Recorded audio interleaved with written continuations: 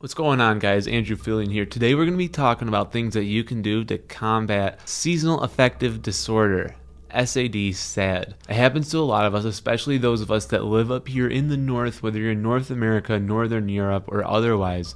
When the cold air comes in, a lot of the times people's mood falls. When the cold air settles in, the skies become less bright. A lot of us experience lethargy. You feel like you don't really have the energy to do the things you used to.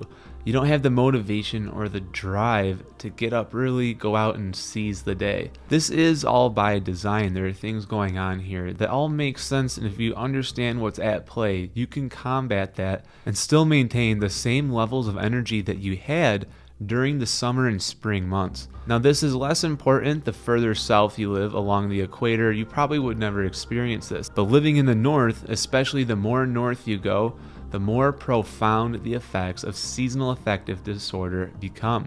I'm going to show you guys 3 really important things that you can do to combat this, and the earlier you start, the better your winter is going to be.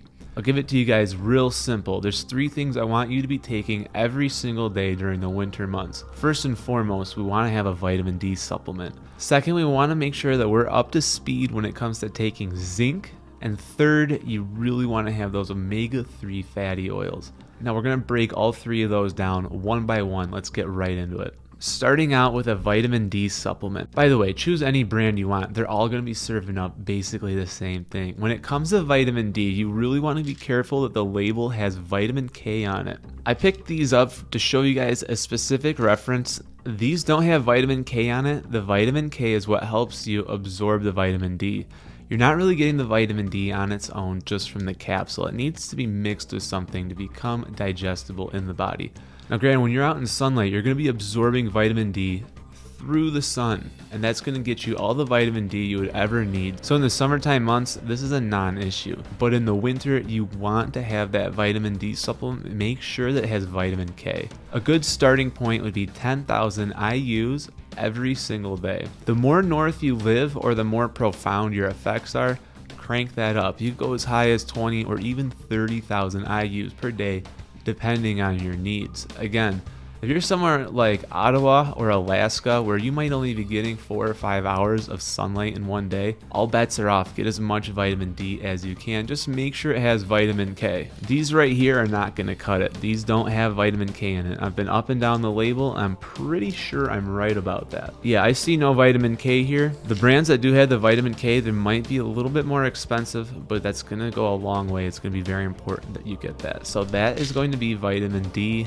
Make sure you get it. It is so important. When it comes to our endocrine system, a lot of our body's hormones, testosterone, estrogen, and many others, they're regulated through fatty acids, and vitamin D is going to be the main driver behind that. If you're vitamin D deficient, there's a very good chance you're deficient in a lot of different hormones that your body uses to maintain homeostasis and stay on top throughout the day. In the summertime, you feel good, you're feeling happy all the time, you're naturally getting a lot of sunlight, you're getting the vitamin D by default. That's why everybody feels good in the summer, but it doesn't have to be that way. You can feel good in the winter too.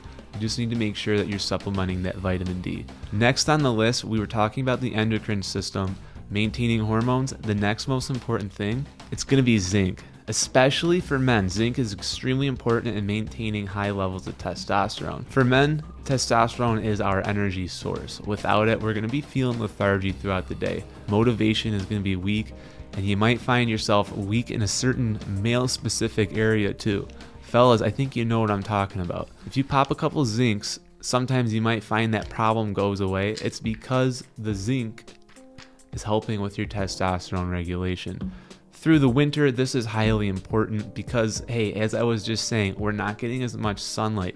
Vitamin D can shore up a lot of these weaknesses, but when you're lacking in a lot of these vitamins and minerals, they start to compound on each other, and you can find yourself with a very depressed, lethargic winter if you're not getting your vitamins and minerals. A lot of the times, this stuff can just sort of sneak up on you. That's why we want to address it early on in the winter. If you're watching this video as it comes out, we just hit December 1st. This is a great time to take charge of your hormones and make sure that through the winter, you're up and up at all times. Getting some zinc is going to go a long way with that. It's also beneficial for women, not quite as important for the testosterone side of things, but still going to help with the endocrine system, making sure you've got that healthy thyroid and that things are working good behind the hood all winter long. And this next one I think is potentially going to be the most important, mostly because there's going to be a lot of people that aren't really ready for this. It's sardines. A lot of the times people get scared off by sardines. They're kind of gross looking.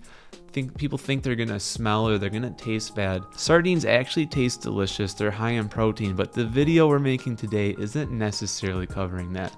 We're gonna be covering off the fish oils in particular. 1 tin of sardines, chicken of the sea brand. This is my favorite, by the way, because it's one of the few ones that I can find that come in water. I don't want to have a bunch of olive oil in my sardines. I want to just have the fish oil. Sardines and water is your best bet. This 4-ounce tin right here, well, really it's 3.75. I round it up. This comes with 2 grams of omega-3s. This is in some ways even better than the store-bought fish oil capsules that you're getting, but not just because of the volume of fish oil. It's also because you're getting the best ratios you can between DHA and EPA. This is something that goes completely unnoticed by most people when they're buying fish oil. They get whatever is available at the store, oftentimes the cheapest option. Those cheap options are loaded up with soybean oil to really fill out the capsule. The amount of EPAs in there are actually laughably low. If you're buying store brand fish oil capsules, there's a chance that you're not even really getting real fish oil. We're able to eliminate every shroud of doubt by just getting the fish oil from the fish. Not only are these more cost effective when you measure out the actual ratios of omega-3s, they taste good, they're loaded with protein. Sardines are going to be a superfood. The reason you really want omega-3s in the winter, it's what brings everything together. We've been talking about the vitamin D, zinc, now the fish oils. All of these are working in tandem to make sure that your endocrine system, especially the thyroid, which is just up here somewhere behind the lungs, you want to make sure that that's operating throughout the winter, and it's going to be really hard to do that on your own without a little bit of help throughout the winter. We're not getting sunlight. A lot of times we're probably not eating the best foods either. But by having just 1 or 2 of these every single day, you're going to make sure that you're at least getting 2 to 4 grams of omega-3 fats every single day with really good EPH to DHA ratios. Now there's a lot more that we could dive into that topic, but I want to keep this video short and sweet. There's really good information available on Google or YouTube that you could do a deeper dive into those 2 categories of omega-3s if you wanted to. But just to keep things high level, with the omega-3s, you want to have a good ratio of EPA to DHA. The higher the EPA, the better. That's usually the more rare component of omega-3s than the DHA. But beyond that, you also want to have a really good ratio of omega-3s to omega-6s. A lot of the times with the standard American diet, what you find yourself having is a significant increase in omega-6s because it's in basically all of the cook oils, canola, soybean, you name it. You're going to have way higher omega-6s than omega-3s. That seesaw ratio is going to be really bad.